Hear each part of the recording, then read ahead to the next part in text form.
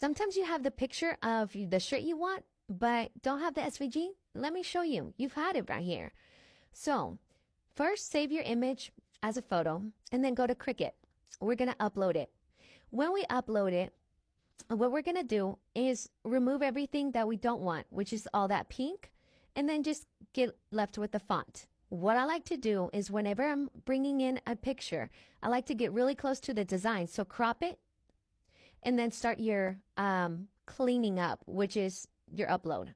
Select at the bottom and then change your color tolerance to 100. I usually do 100 on almost every image because it helps with snags. It makes your image real clean, your lines real slick, straight.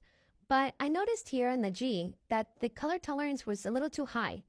And then I noticed that the T in trip got removed a little bit. But I was already too far into the project. I didn't realize it. So I will show you how to fix that instead of starting all over again. Now, this is a good trick to, or tip to get used to what you're going to have to weed. And if you notice, like on the P, you have to really zoom in and click on it. And that's fine. If you accidentally make a mistake like here, just do undo and keep going. Don't stress. You will know how much of work it'll be when you go to weed all of these little letters. It's not that bad for this design. It's pretty cute. So let's keep going. Single layers, which you're going to save it if you want to cut it with vinyl. But again, this is where the T comes into play. I realize it's not touching. And because I'm picky like that, I want to fix it. You could start all over again, but because of the video, I'm not going to. So I'm going to save it as Vegas or whatever you want to save it as. Make sure it's easy to find later. And this is what we're going to do. I can duplicate this image and I can go to actions and hit contour. On the top left-hand corner, I hit what now shows show all. It said hide all. And then I'm going to click on the piece of the T that's missing. Now, bring it up.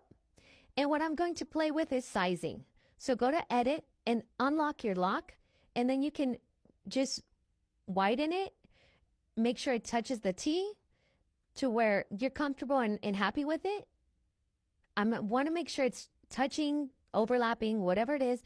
And then I didn't like the thickness right there in the corner, so I'm going to move on the thickness. Now, it accidentally went to the full image, so I'm going to zoom out and then click out of it and then zoom in and click back on the little piece and then continue my editing. So don't worry, it will work out.